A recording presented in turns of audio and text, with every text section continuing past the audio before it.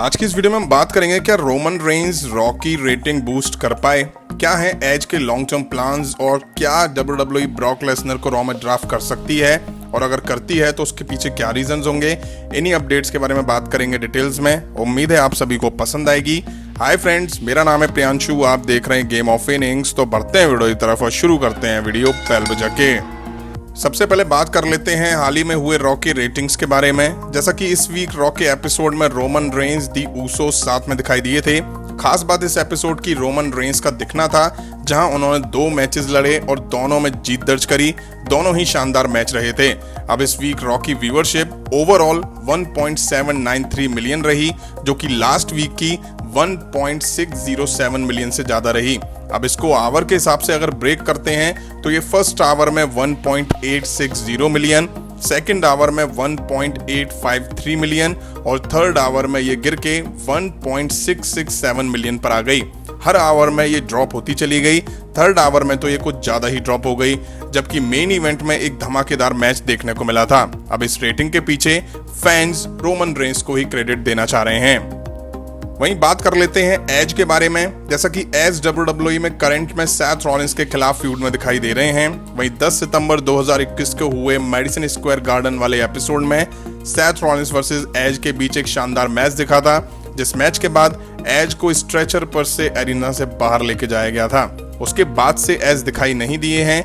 हालांकि उसके बाद वाले स्मैकडाउन के एपिसोड में सैथ रॉलिंस ने एज को एक और मैच के लिए चैलेंज कर दिया है। अब सवाल ये है कि क्या इनके बीच एक्सट्रीम रूल्स में मैच दिखेगा। अगर दिखेगा तो ठीक, नहीं तो एज को लेके प्लान्स क्या हैं। अब देखिए, जिस तरह एज को रॉलिंस के खिलाफ दिखाया गया, उसके बाद ये कहा जा रहा है कि ऐसा करके WWE ने कुछ टाइम के लिए एज को रेस्ट दिया है।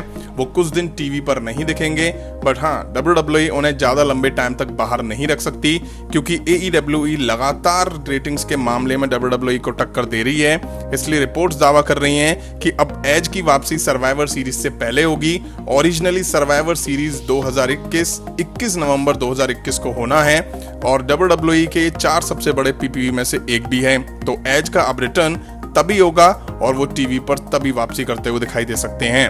वहीं अब बात करेंगे क्यों WWE ब्रॉक लेसनर को रॉ में ड्राफ्ट कर सकती है। जैसा कि स्मैकडाउन के एपिसोड में बैक स्टेज कायला ने पॉल हेमन से पूछा भी था कि उनके सूत्रों ने बताया है कि ब्रॉक लेसनर को WWE रॉ में ड्राफ्ट कर सकती है।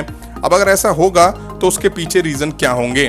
देखिए, ब्रॉक लेसनर बहुत बड़े सुपरस्टार हैं। इस टाइम स्मैकडाउन में दिख रहे हैं, जहां पहले से रोमन रेंज मौजूद हैं। वहीं ड्राफ्ट के स्पॉइलर में सामने आया है कि ड्रू मैकिंटायर भी स्मैकडाउन में ड्राफ्ट हो सकते हैं। तो सारे बड़े सुपरस्टार अगर स्मैकडाउन में चले जाएंगे तो रॉ का क्या होगा। इसलिए यूएस नेटवर्क WWE पे प्रेशर बना सकता है, जिसके बाद WWE ये बड़ा फैसला ले सकती है। वहीं WWE ऐसा करके ब्रॉक लेसनर और बॉबी लैशले के बीच ड्रीम मैच भी सेट करवा सकती है, जिसके लिए मुझे नहीं लगता है कि किसी टाइटल की जरूरत है। अगर ब्रॉक लेसनर रॉ में आते हैं तो उसके पीछे बड़ा रीजन बॉबी लैशले भी हो सकते हैं। वहीं बिगी अब WWE चैंपियन है और ये हम अच्छे से जानते हैं कि कुछ साल पहले ब्रॉक लेसनर ने कैसे WWE चैंपियन कॉफी किंगस्टन को हरा के चैंपियनशिप जीती थी। तो WWE ब्रॉक लेसनर को बिगी के खिलाफ दिखा के कॉफी वाली चीजों का बदला बिगी को लेने का मौका दे सकती है। अब अगर ब्रॉक लेसनर और रोमन रेंज अलग अलग ब्रांड में होंगे तो क्या पता पॉल हेमन दोनों को अलग अलग ब्रांड में मैनेज करते हुए नजर आ जाएं। अब सवाल ये भी है कि अगर ब्रॉक लेसनर रॉ में ड्राफ्ट कर दिए जाते हैं तो कुछ चीजें कैसे होंगी। जैसे कि रेसलमेनिया को लेकर रूमर्स चल रहे हैं कि WWE Brock Lesnar versus Roman Reigns के बीच मेन इवेंट में मैच दिखा सकती है, बट जब वो रॉ में चले जाएंगे तो ये मैच कैसे होगा। वहीं WWE ने क्राउन जूल के लिए Brock Lesnar versus Roman Reigns के बीच यूनिवर्सल टाइटल को लेकर मैच अनाउंस किया हुआ है, जो कि 21 अक्टूबर 2021 को होगा।